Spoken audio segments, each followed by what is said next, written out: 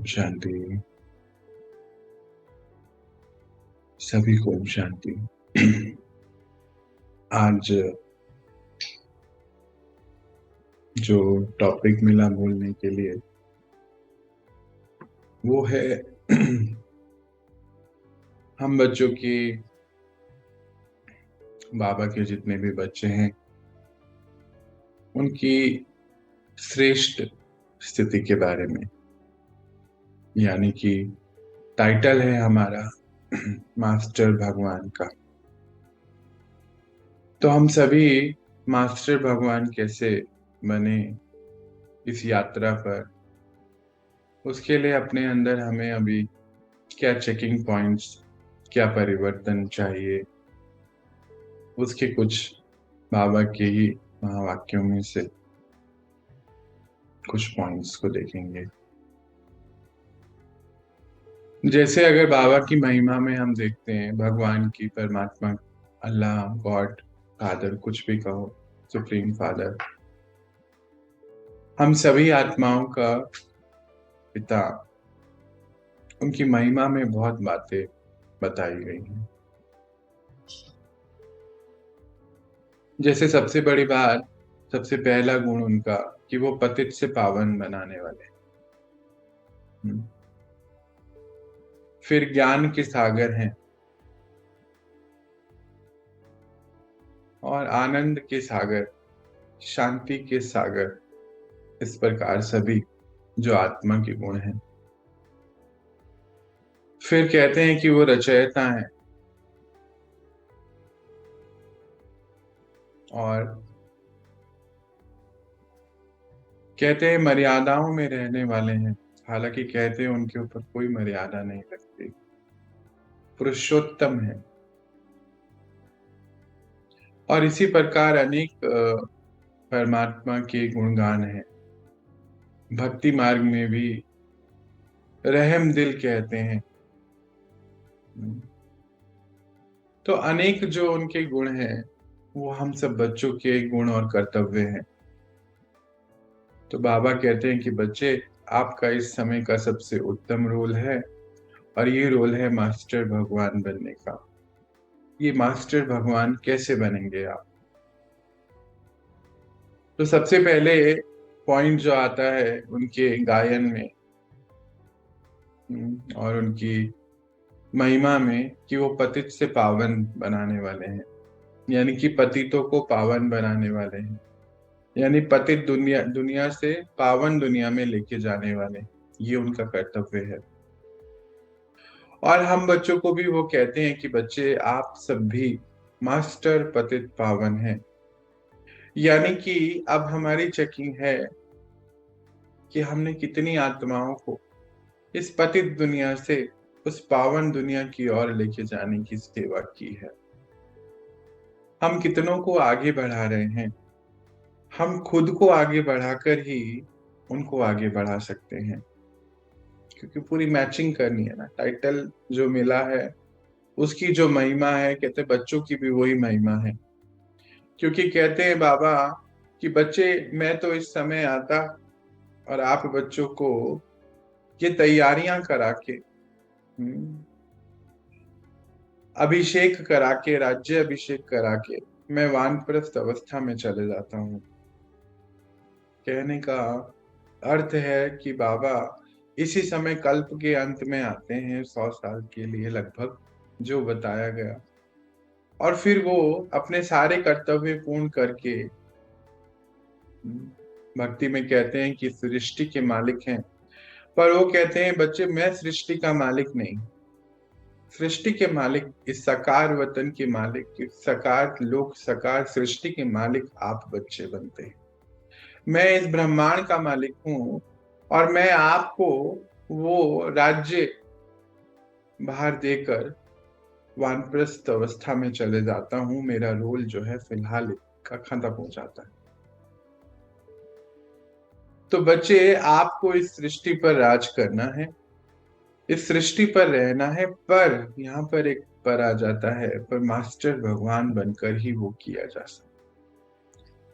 तो गायन भी है देवी देवताओं का कि जब आदि में भगवान ने सृष्टि रचाई तो हर एक आत्मा को अपने जैसा बनाया।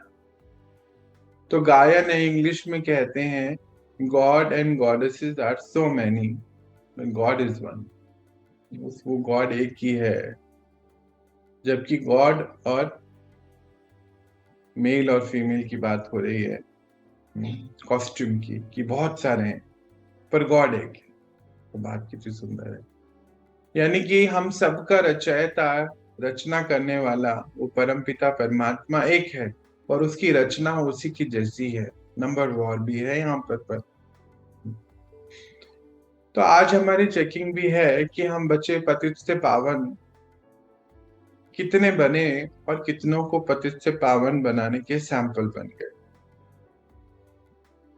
बाबा कहते हैं कि बच्चे जो पिता का कारोबार है, कर्तव्य है, वही बच्चों का ही कारोबार कर्तव्य है। जैसे आज से 30, 40, 50 साल पहले भी ऐसा ही देखा जाता था कि जो माता पिता का कारोबार होता था लौकिक, बच्चे भी वही कारोबार करते थे। किसान के बच्चे किसान ही बना करते थे। फर्नीचर बनाने वाले कोई हैं, लकड़ी का काम करते, तो बच्चे भी वही किया करते थे। तो इस समय संगम पर हम सभी बच्चों का वही कर्तव्य कार्य है जो परमात्मा का है। अच्छा, पतित से पावन बनना अर्थात ये है कि हमारी सारी ही पुरानी जो भी हमारे संस्कार हैं, जो भी हमारे कार्यशैली है, व्यवहार शैली है, ये सब खत्म कर पावन बनाना इसको। यानी कि हम आत्मा कहते हैं कि बच्चे आपका तो आसन भी पदम आसन है, तो हर कदम पे पदम कमाई भी है। तो कमाल की बात ये बाबा कहते हैं कि आसन भी कमल और कमाई भी कितनी पदम गुणा है हर कदम पर। तो बच्चे जो भी आज आप पतित से पावन बनने का ये महान कर्तव्य कर रहे हैं, सबसे श्रेष्ठ कर्म कर रहे हैं इस समय सृष्टि पर, तो बच्चे इसकी कमाई भी पद्मों पद्गुमा गुना है। और ये कमाई आपको उस दुनिया में लेके जाने के लिए तैयार करती है। तो हमारी चेकिंग है आज की कि हमने अपने ऊपर कितने कार्य करे पतित से पावन बनाने के लिए। पुराने संस्कार, पुराने व्यवहार, पुराने कार्य करने का तरीका, सोचने समझने बोलने का तरीका, सब इसके अंदर आ जाता है।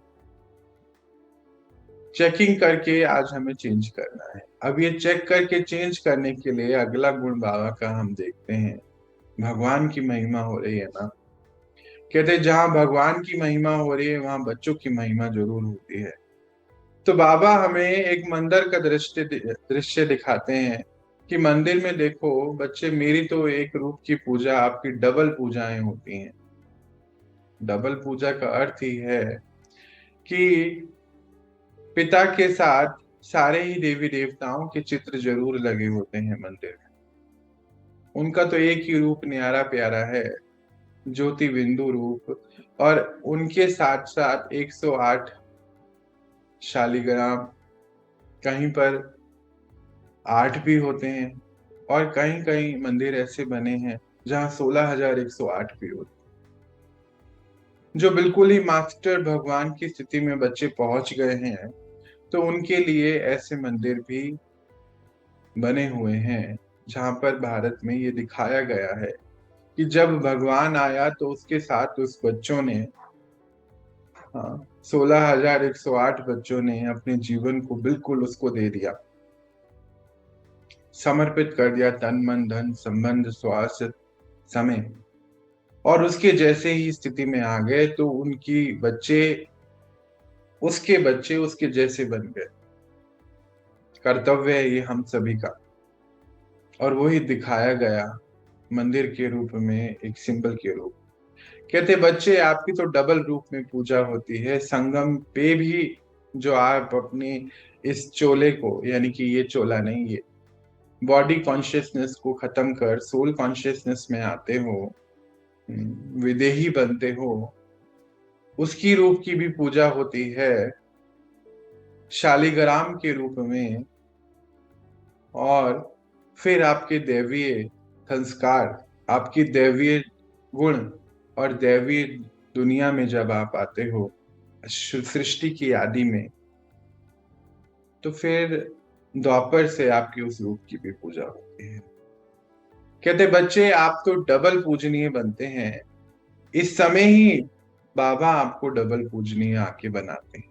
कितना वंडरफुल पार्ट बाबा हमारे लिए प्ले करते, और हम बच्चों का भी कितना वंडरफुल पार्ट है।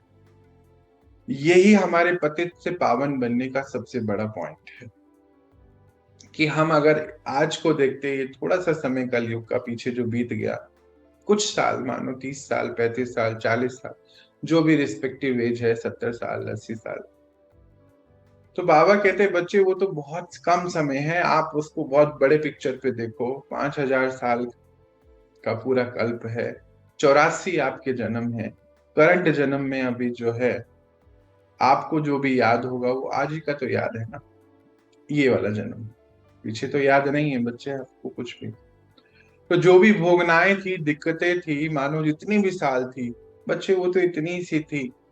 अगर आप पूरे 5000 साल को देखो तो कितने वर्ष थी।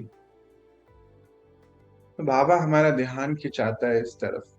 कहते बच्चे कितने वर्ष थी, मानो हम ज्ञान में आए, हमारी एज 70 साल है या 40 साल है या 10 साल है, तो वो भोगनाएं तो उतनी ही थी बस।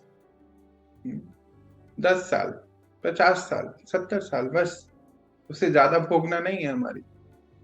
कहते बच्चे वो तो पूरी करनी ही थी ना, वो पूरी होने के बाद ही तो ज्ञान मिलता है, भगवान मिलता है, भक्ति मार्ग पूरा होता है, फिर भगवान मिलता है। क्योंकि आप बच्चों को भगवान, मास्टर भगवान बना।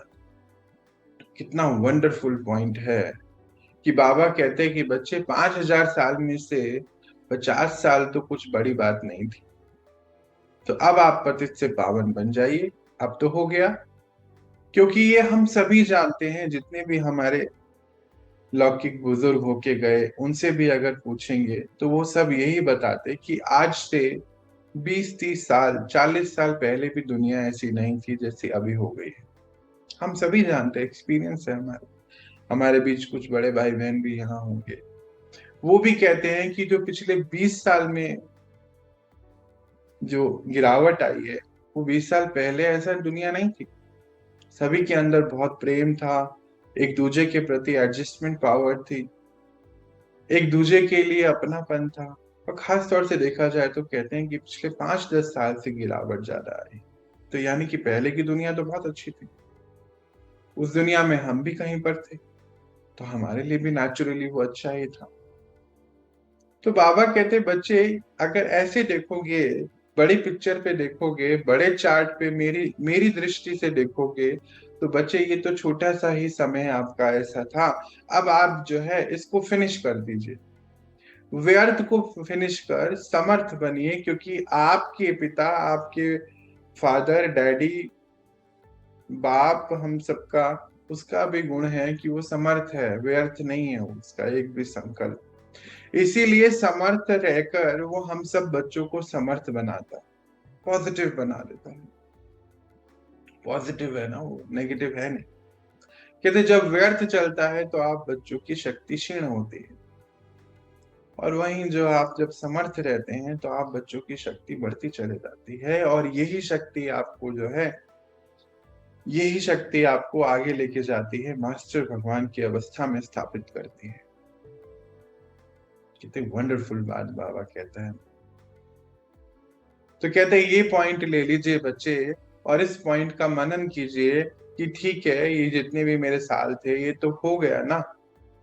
उसमें भी कहते हैं अगर आप ध्यान से देखोगे तो बच्चे इतने दुख आपको है नहीं, परंतु व्यर्थ अगर पीछे चला रहे हो तो उसको समर्थ करो, अभी आज से करो, फिनिश करो।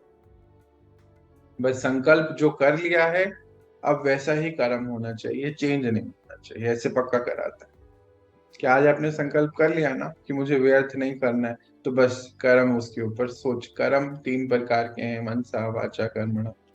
मन के अंदर जो भी संकल्प उठा वो भी कर्म है, मुख से जो कह दिया कर्म है, जो कर दिया वो भी कर्म है। तो बच्चे तीनों पे ध्यान रखना है, पुराना नहीं आना चाहिए, क्योंकि मैं पतित से पावन, तो मेरे बच्चे भी पतित से पावन बनने और बनाने वाले।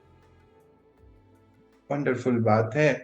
आज ये पॉइंट पर हम थोड़ा सा अटेंशन रखें अपने साथ, एक पेपर पेन लेके कुछ देर जरूर अपने संग बैठें और फिनिश कर दें उसको। इतना बड़ा त्योहार भारत में अभी चल रहा है। आज के दिन की भी अगर देखें विधि विधान के हिसाब से, तो जो पटाखे रात को बजते हैं, आतिशबाजियां होती हैं, तो उसके जो लेफ्ट ओवर हैं, जो भी कूड़ा कचरा जिसको कहते, इस समय सुबह उठकर अंधेरे के समय उसको इकट्ठा करा जाता है, और भारत के बहुत समाज में उसको जलाने का भी एक विधि है, रीति है। उसका अर्थ ही है जो बचा हुआ अंश है गंदगी का इस समय का, उसको भी फिनिश कर दीजिए। तो बाबा कहता है बच्चे कि जो बची गई है ना थोड़ी बहुत भी, बस खत्म कर दीजिए उसको। आप तो मास्टर भगवान हैं, पतित से पावन बनने वाले हैं और अनेकों को उस राह पे चलाने वाले हैं। आप मेरे बच्चे सैंपल। कितना जब वो कहता है ना अंदर, तो ऐसा लगता है कि बाबा इतना बड़ा हमारे लिए, मतलब इतना अच्छा सोचता, हमें इतनी सुंदर बात बताता, तो हम क्यों नहीं बने। ऐसा उमंग उत्साह होना चाहिए। फिर अगर उसी की महिमा में देखें तो ज्ञान का सागर है। ये होगा कैसे? ज्ञान का सागर, ज्ञान इज वेरी इंपॉर्टेंट। ये अभी हम क्या कर रहे हैं, ज्ञान सुन रहे हैं ना, कान सुन रहे हैं पर आत्मा सुन रही है कानों के द्वारा।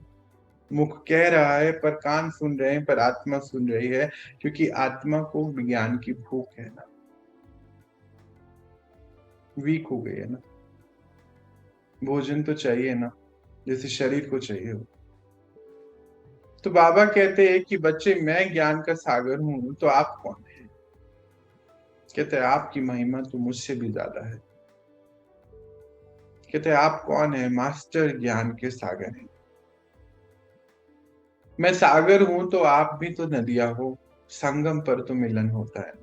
संगम तो हम देखते हैं ना स्थूल में, फिर संगम का महत्व बहुत कर दिया गया कि दो नदियों का मेल है, नदियों का सागर के साथ मेल है, तो बड़ा उसका महत्व है, तीर्थ बन गया। तो बाबा कहते आप सब बच्चे, आपके घर जो है तीर्थ स्थान है, तीर्थ बन जाएंगे आने वाले समय में। कैसे बनेंगे? बाबा कहते जब संगम पर सागर से नदियां मिल गई हैं, तो तीर्थ स्थान नहीं बनेंगे। मतलब ज्ञान से ये कारोबार आपका जो भी है, स्वयं का परिवर्तन का, पतित से पावन बनने का, ज्ञान से ही होना है। तो बच्चे ज्ञान के सिंधु बने बगैर आप बिंदु बन नहीं सकते हो। इतना वंडरफुल ये महावाक्य बाबा का, मुझे भूलता ही कभी नहीं कि ज्ञान के सिंधु बने बगैर बिंदु नहीं बन सकते। बिंदु मतलब मैं, आत्मा, हमारा अनादि इटर्नल रूप जो हमें बनकर यहाँ रहना है, ज्ञान के बगैर पॉसिबल नहीं। तो बच्चे ऐसे सिंधु बन जाओ, और विश्व की हर एक आत्मा जो आपके अपने भाई बहन हैं, उनको ये ज्ञान गंगा में रोज स्नान कराओ। परम कर्तव्य आपका है। स्वयं भी 2 बारी 3 बारी इस गंगा में जरूर डुबकी लगाओ, और उनको भी इस स्थिति में लेकर आओ, सबको। बच्चे ज्ञान होगा, ज्ञान से ही तो आपको आपके असल पिता का पता चला, और आप कौन है आपको अपना पता चला। तो ज्ञान एक बहुत महत्वपूर्ण सब्जेक्ट है। और हमारे तो 4 सब्जेक्ट भी हैं, सबसे पहला उसमें ज्ञान है। ज्ञान, ध्यान, धारणा और सेवा। तो ज्ञान जो मिलता जा रहा है, उस ज्ञान से ही बल पर हमें धारणाएं हो रही। धारणा के बल पर ही बाबा का जो नेक्स्ट कर्तव्य, नेक्स्ट गुण आ जाता है महिमा का, कि वो आनंद का सागर है। ज्ञान के बल पे ही आनंद आता है। अगर हम अपनी पूरी इस लाइफ को देखें, इस जीवन को, जो ज्ञान का, यानी कि बाबा के संग तो अभी पालनाएं चल रही है ना, पहले तो पालना ही देता है। मेरे खुद के इतने एक्सपीरियंस हैं अभी तो, कि पहले परमात्मा हमें पालना देता है, बाद में फिर मतलब पहले तो उसके प्यार में ही हम खींचे चले जाते हैं, उससे प्रेम इतना मिलता है। फिर पढ़ाई तो बाद में होती है, तो वो शुरू में तो समझ ही नहीं आती वो क्या कह रहे, क्या बोलना चाहता है पता नहीं चलता। धीरे धीरे पता चलता है कि वो हमसे क्या बात कर रहे हैं। शुरू में नहीं चलता, शुरू में तो उसका प्यार हमें अपनी तरफ खींचता है, आकर्षित हो जाते हैं हम। क्योंकि ऐसा प्यार दुनिया में तो कोई कर नहीं सकता। कोई मनुष्य आत्मा इस तरीके का प्यार ना दे सकती, ना साथ दे सकती। तो बाबा कहते जब ज्ञान के सिंधु बन गए तो बच्चे फिर बिंदु बन गए ना। तो फिर आनंद स्वरूप हो क्योंकि बिंदु बन गए हो।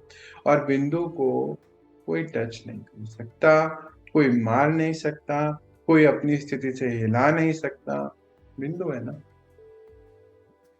अनंत है।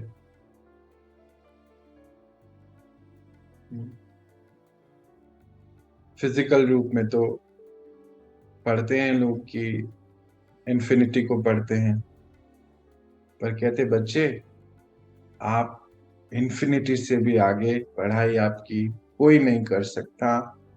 ये पढ़ाई, ये जो ज्ञान आपको इस समय मिला है, लौकिक में तो जो डिग्रियां हैं, मेरे पास भी थी कुछ, फिनिश कर दी हमने। कहते वो तो फिर अगले जन्म, फिर मानो अभी दूसरा जन्म हो गया बाई चांस, फिर पढ़ना पड़ेगा। जब तक है लौकिक में तो वही डिग्रियां हैं। पर बच्चे ये जो आप पढ़ाई पढ़ रहे हो ये अनंत आपके साथ चलती है। तो इसीलिए सिंधु बनना बहुत बहुत बहुत आवश्यक है, क्योंकि हमारे बाप का भी गुण है, रोल है, तो हमारा भी होना चाहिए ना। इम्पोर्टेंट है। मैच कर रहे हैं ना आज तो हम, आज हम मैच कर रहे हैं उसको और अपने को, क्योंकि वो कहता है कि तुम्हें मेरे जैसा बनना है। कोई मनुष्य आत्मा ये कह नहीं सकती, नहीं कह सकती कि मास्टर भगवान बनो। तो कहते हैं कि बच्चे जब ज्ञान आ गया, पूरा सिंधु बन गए, तो फिर आनंद स्वरूप बनना में कोई बड़ी बात नहीं है। आपका रूप ही है आनंद स्वरूप, क्योंकि मेरा भी है, बोलते हैं वो, निजानंद स्वरूपम आनंद स्वरूपम अहम शिवम अहम शिवम। मैं शिव हूं, मैं, मेरा निजी रूप है आनंद मेरा है। तो निजी गुण है तुम बच्चों का भी आनंद मेरा है, तुम भी वही हो जो मैं हूं। सिंपल सी बात है। कैसे उन्होंने तो सिंपल एक लाइन में कह दिया। अब इस एक लाइन को पूरा करने में हमें पुरुषार्थ है, तो उसके लिए भी कहते कोई पुरुषार्थ नहीं है तुम्हारा। तो बाबा आप ऐसा क्यों कहते? कहते बच्चे कोई पुरुषार्थ नहीं है, आप बहुत सिंपल है, एक सेकंड में कर सकते। बहुत सुंदर बात बताते हैं, जैसे कि जब जब हम इस राह पे चलते हैं तो बाबा कहते हैं कोई पुरुषार्थ नहीं है, क्योंकि पुरुषार्थ का ढेर नहीं बनाओ, बड़ा मत बना दो। कहते पुरुषार्थ पुरुषार्थ सोचते सोचते आप बच्चे चिंता में आ जाते हो, मेहनत करने लग पड़ते हो। मेहनत मुझे नहीं पसंद, मतलब बाबा को पसंद नहीं आती। तो युक्ति अगर देखो कि जैसे मानो कोई डॉक्टर हो, तो वो बता देगा कि आपको भी बस ये दवाई खानी है, चार चार गोली ये दिन की खानी है, बस बस प्यार से सुबह दोपहर रात को ये एक एक, और रात को दो गोली खा लो, बस कुछ नहीं करना है तुमको। तो वो जो गोलियां हैं, वो जो विधियां हैं, दादी के नानी के नुस्खे हैं, वो क्या हैं? मर्यादाएं हैं, बस उसने हमारे लिए सेट कर दी है। सुबह टाइम से उठो, पवित्र भोजन खाओ, शुद्ध भोजन खाओ, भगवान की याद में भक्ति मार्ग में हम क्या करते हैं, दया करो। है हे परमात्मा, हे भगवान, मंदिरों में, चर्च में, मस्जिद में जाके क्या दया मांगते हैं ना। वो कहते हैं दया नहीं मैं कर सकता, मैं है ही नहीं। दया का उल्टा कर दो, याद, मेरी याद में रहो बस। दया का उल्टा करो, क्या होता है? याद, मेरी याद में रहो ना बस हमेशा। दया नहीं मैं कर सकता। कितनी वंडरफुल बात है कि उसने हमें 4 5 10 गोलियां दी हैं कि बच्चे ये प्रेम से खा लो बस। अच्छा, फिर डॉक्टर क्या करता है? इंजेक्शन लगाता है। तो कहते हैं इंजेक्शन लगाना तो हाथ ऐसे ऐसे नहीं करो, सीधा रखो। तो वो क्या करता है? रोज सुबह हमें ज्ञान का इंजेक्शन देता है, सीधे होके बैठो बस सुनो, सोना नहीं है। और कुछ गोलियां दी हुई हैं उसने हमें, मर्यादा है हमारे इस जीवन की। मर्यादा में रहो ना, बस प्रेम से गोली खाओ। क्या है इसमें? कोई पुरुषार्थ नहीं।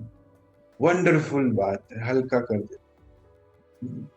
हल्के हो गए ना सभी, हल्के हो गए ना सुन के। कुछ है ही नहीं, करना ही कुछ नहीं है, बस फॉलो करना है। तो क्या है? करते नहीं हम? दवाई नहीं खाते? खाते हैं ना। फॉलो करो बस, छुट्टी है। कुछ मेहनत नहीं। ये वंडरफुल बात है जो हमारा पिता हमें बता। कहते बच्चे ऐसी ही स्थिति का निर्माण अपना कर। फिर शांति का सागर है। तो शांति का सागर का अर्थ ही है कि वो इतना शांति का दाता सागर। तो हम बच्चे क्या हैं? कहते मेरे तो तुम बच्चे हो, महिमा है मेरी जो है वो तुम्हारी है। तो तुम भी शांति के सागर हो।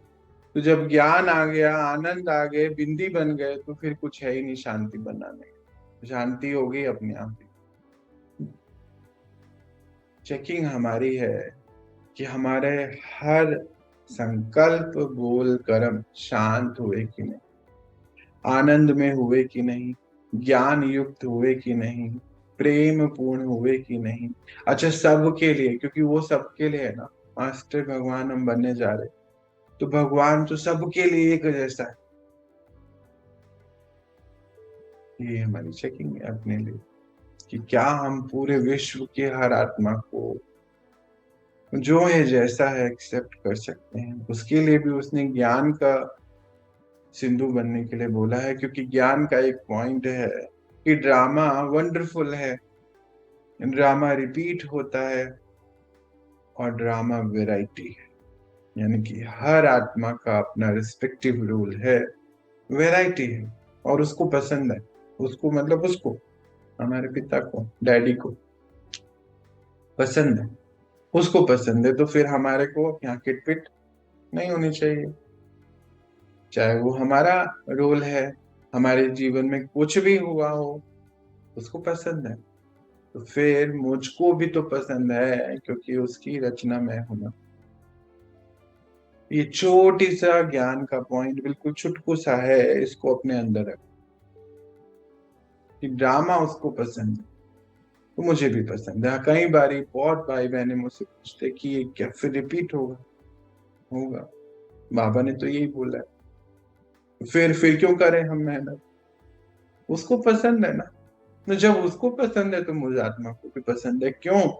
मेरे बाप को पसंद है ना। बस एक बहुत है लाइन, अपने लिए इतनी काफी है। ये अपने को सुनानी है रोज, जब तक खिटपिट खत्म नहीं हो। बाबा तो कहते 5 मिनट का काम, बस एक लाइन को खींच दो, फिनिश हो गया ना बच्चे। व्यर्थ नहीं आना चाहिए। समर्थ रूप में हो आप, और सब समर्थवान। फिर उसकी महिमा तो क्या करे। हाँ, किसी कवि ने बोला है कि भगवान की महिमा करो, कितनी करें कितनी लिखें। कहते धरती का पूरा कैनवस बना दो, किताब कॉपी बना दो, सागरों को मिला के शाही बना दो, और पेड़ों की कलम बना दो, तो भी कम पड़ेगी। ये बिल्कुल सही बात है कि उसकी महिमा नहीं हम कर सकते। परंतु फिर भी, क्योंकि वो कहता है तुम मेरे बच्चे हो, मास्टर भगवान हो, तो भी 4 5 पॉइंट तो चलो कह ही सकते। तो फिर वो कहता कि बच्चे, मैं रचयिता हूं, इस विश्व का रचयिता, इस नई दुनिया का रचयिता। तुम कौन हो? मास्टर रचयिता। मास्टर रचयिता का अर्थ है रचना करने में। रचना करने के लिए सबसे पहले एक काम और करना, पुराना अंत करना, पुराने की समाप्ति करनी पड़ती। नई रचना रचनी है ना। मानव लौकिक में भी अगर कोई घर का रिनोवेशन करना है तो वो तो छोटा मोटा हम मेकअप कर लेते हैं, पर पूरा ही उसको भैया बोलते हैं हम पूरा ये फिनिश हो गया है, जर्जरी हो गया है ये घर, अब यहाँ नहीं रह सकते। अब जो रिनोवेशन भी करेंगे वो समय सब रुपया भी व्यर्थ जाएगा। अब तो इसको हमें नींव से ही पूरा हटा के नया बनाना, एक एक चीज चेंज करनी पड़ेगी। तो धरती तो वही रहती है, प्लॉट साइज तो वही है, प्लॉट वही है, सब कुछ हटा के फिर नए सिरे से मकान की रचना की जाती है। बाबा कहते बच्चे आप तो वही हो, आत्मा तो वही हो, रचना करनी है। पहले व्यर्थ की तरफ थे, अब समर्थ की तरफ बढ़ना है। मन बुद्धि व्यर्थ में था, पुरानी बातें सोचता था, पुराने स्वभाव सोचता था और आत्माओं के स्वभाव को देखता था। परंतु अब तो आप रचयिता हो, आप यू आर नॉट अलाउड, आपको नहीं अलाउड है ये सब चीजें कर, आप नहीं कर सकते हो। आप तो रचना करने वाले हो। रचना किसकी करनी है? स्वयं के करेक्टर की सबसे पहले, मास्टर भगवान। बाहर की रचना आप ही हो जाएगी, उसका काम हमारा नहीं। बाबा कहते मैं बैठा हूं, बच्चे तुम्हारी स्थिति से वो रचना हो जाएगी।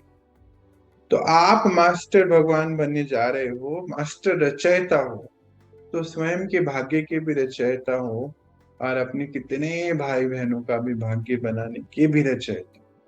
जिम्मेदारी है आपकी। कहते ऊपर मैं हूं, नीचे तुम हो, तुम्हारी जिम्मेदारी है बच्चे, तुम्हें करना है। वंडरफुल बात है ये एक लाइन जो है, हमें कितनी आगे आज लेके जाएगी। सोचते जाएंगे तो पता नहीं कहां कहां तक हम आगे बढ़ सकते। फिर उसको कहते हैं दया का सागर। अब अपने ऊपर आ जाओ, मास्टर दया के सागर, रहम दिल हो। बाबा कहते रहम दिल बनो। अब हमारी चेकिंग है कि हम दया के सागर हैं, रहम दिल हैं। सबसे पहले दया अपने ऊपर करनी, सबसे पहले रहम खुद के लिए खाना है। तो कहते बच्चे जो पीछे इतना हो चुका है उसको क्यों घुमा के रोते हो, परेशान होते हो? रहम दिल बनो ना थोड़ा सा अपने लिए, दया तो करो अपने ऊपर। मतलब कहने का अर्थ क्या हो गया? दया करना मतलब हमेशा टेंशन में रहना। दया करने का अर्थ है पुरानी बातों को सामने नहीं लाना। रहम दिल का अर्थ है अपने ऊपर रहम करना कि मुझे क्यों अब पुराना रिपीट करना है, मेरी रिकॉर्डिंग चल रही है, मुझे अभी ज्ञान मिल गया है। ज्ञान के सिंधु है ना, ज्ञान मिल गया है कि मेरी रिकॉर्डिंग चल रही है, तो मुझे क्यों उसको फिर से यहाँ पे टीवी है ना, बाबा कहते समझ लीजिए ये टीवी है, जो पिक्चर प्ले हो रही है वो रिकॉर्ड हो रही है। ये जो आपकी भ्रकुटी है, अकाल तख्त है, बुद्धि है, ये विजनरी है ना, अलादीन का चिराग कहते हैं ना इसको। कहते चिराग में बुद्धि को जरा सा भी घिसा, जो विजन आप देख रहे हो, जिनी यानी कि बोला जाता है कि वो कहानियां हमने सुनी कि चिराग को घिसते हैं तो जिन निकलता है उसमें से। कहते हैं जो हुक्म आका, जो कहोगे वो करूंगा, मैं बंदा हूं। तो कहते बच्चे आपकी जो बुद्धि है ये अलादीन का चिराग है, इसको ज्ञान से जैसे घिसोगे, मैं जिनी यानी कि भगवान परमात्मा पिता, मैं बंधा हुआ हूं तुम्हें देने के लिए जो तुम चाहते हो। इसका अर्थ समझने वाला है आज बड़ी डिटेल।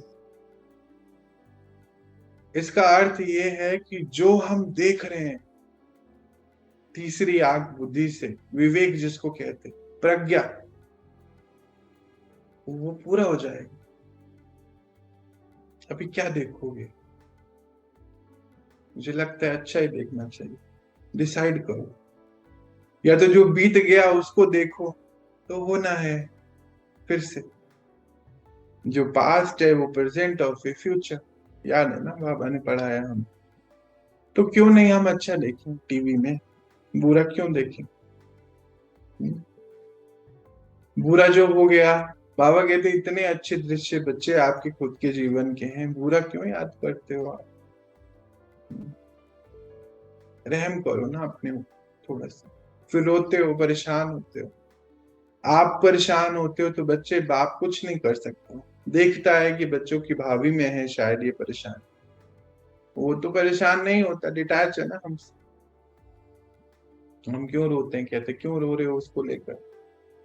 क्योंकि ये फिर हो जाएगा, फिर वो संस्कार पक्का हो जाएगा, कड़क होगा। तो बच्चे, अब टीवी में ये नहीं चला हो ना पुराने रिकॉर्ड, अभी तो आपने हटा दिए ना सारे।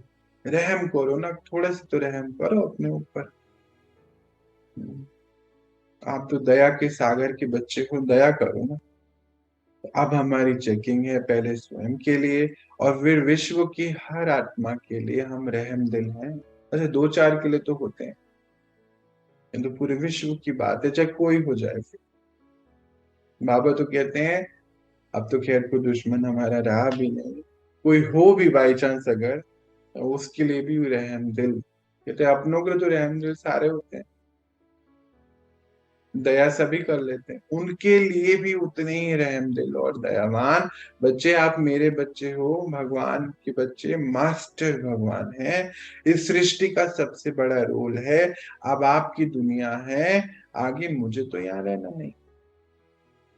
कैसे एक पिता जैसे अपने बच्चे को तैयार करता है, लौकिक में भी। मानो कोई बहुत बड़ा व्यापारी कारोबारी है, बच्चे को तैयार करता है अपने जाने से पहले कि मेरे पीछे जो है ये व्यापार को संभाल सके।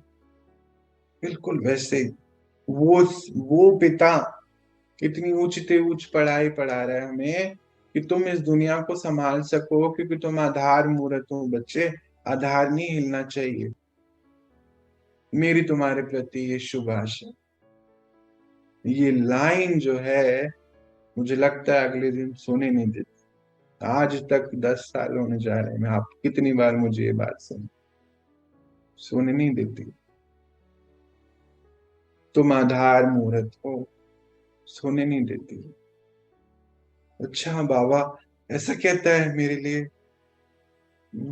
मेरे तो अभी ये पॉइंट रह गए हैं, इस पे काम करना है। बाबा कहते तुम आधार मुहूर्त हो। ओहो, तो अपने ही एक कॉपी पे, अच्छा नहीं ये तो रह रहा है, इसको मुझे ठीक करना है। एक होता है दूसरों को देखो, उसके अंदर ये अवगुण है ये। एक होता है अपने को देखो ना, वो कहता है अपने को देखो ना, दया करो ना अपने, कि ये क्यों मैंने अभी इकट्ठा करके रखा हुआ है। आज तो अभी हमने देखा ना आज का क्या महत्व है, पुराना बचा कुचा सब जला देते हैं आज के दिन। पहले सफाई कर ली है, कल दीप जला लिए हैं, मुफ्त मिठाइयाँ खा ली हैं, नए कपड़े पहन लिए हैं। आज तो फिर जो और बचा कुचा जो कल हुआ है वो भी फिनिश कर दे। तो बाबा कहते बच्चे रहम करो अपने ऊपर, नहीं चलाओ पूरा। ये टीवी में चल गया तो रिकॉर्ड हो रहा है फिर से, मैं पता नहीं कितने बार फिर आपको प्ले करना पड़ेगा ये। फिर कहते हैं मैं दाता हूं ना, तुम कौन हो? मास्टर दाता हूं। कल हमने देखा था ना, लक्ष्मी की पूजा होती है, हमारे इस रूप की पूजा है। लक्ष्मी मतलब सभी को कॉपरेट करने की, ज्ञान धन धन देने की शक्ति। आप कौन हो? दाता के बच्चे कौन हुए? दाता हुए ना, दाता हुए ना तुम, तो दो ना। क्यों मांगते हो, क्यों लेना चाहते हो? दो ना, बस दो। मुझे तुमसे कुछ नहीं चाहिए ना। हम जो भोग लगाते हैं, हमें पता चला भगवान को, भगवान तो भोग खाता ही नहीं है, क्योंकि वो तो एक बिंदु है, उसको क्या जरूरत है, उसको चाहिए ही नहीं, उसको कोई शरीर तो है नहीं। इतनी वंडरफुल बात है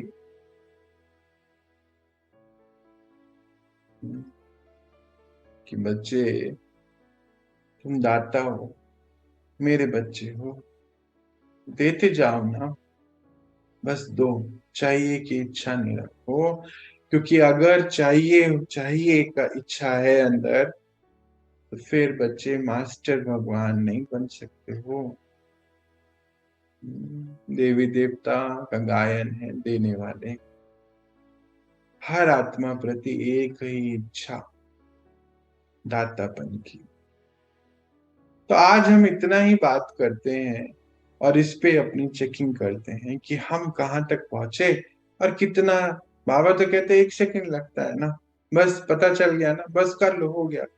अभी देख रहे थे ना हम युक्ति, डॉक्टर ने 4 दवाइयां दी हैं, इंजेक्शन दिया है, बस ले लो उसको ना, क्यों सोचना है। एक बार क्या हुआ, अभी पिछले कुछ दिनों पहले की बात है, बहुत परेशानी हो रही थी मुझको। तो आया कि ड्रिप लगाओ, तो मैं कहा ड्रिप क्यों लगाना है। तो डॉक्टर से पूछा ड्रिप लगानी जरूरी है।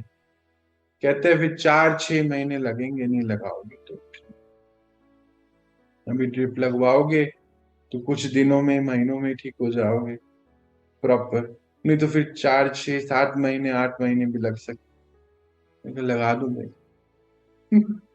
वही है, जब उसने डॉक्टर ने सारे इंजेक्शन दवाइयां सब खमीरे सब दिए हुए हैं, तो क्यों इधर उधर भागना है, क्यों सोचना है, बुद्धि क्यों लगानी है। डॉक्टर कह रहा है ना कि तुम करो तो करो, बस कुछ नहीं है, सोचना क्यों है। हमें हमें थोड़ी पता है, वो डॉक्टर कह रहा था कि ड्रिप लगा लो 3 दिन, नहीं तो फिर 7-8 महीने बैठे रहो, तो उसको ज्यादा पता है ना। तो हाँ लगा ली तो फिर फायदा है। ऐसे ही वो विश्व का सर्जन है, वो सबसे बुजुर्ग है, उसको सब पता है, तो उसकी बात मान लो बस, बुद्धि नहीं लगाओ। आज हम चेकिंग करें अपनी कि हमारी कितनी स्थिति है, और फिर चेक करके चेंज करें। आज इतना ही देखेंगे, कल देखते हैं वो ऊपर बैठा क्या डमरू हिलाएगा, मुझे तो पता नहीं। मुझे ये भी नहीं पता था आज मुझे ये टॉपिक मिलने वाला है। मैं तो अपनी कोई तैयारी में लगा हुआ था, 1 मिनट पहले चेंज हो गया सब कुछ, जस्ट 1 मिनट पहले। चलिए, हम अपनी चेकिंग करेंगे, कल सुबह मिलते, देखते क्या बाबा पढ़ाते हैं आगे। शांति, सभी को ओम शांति।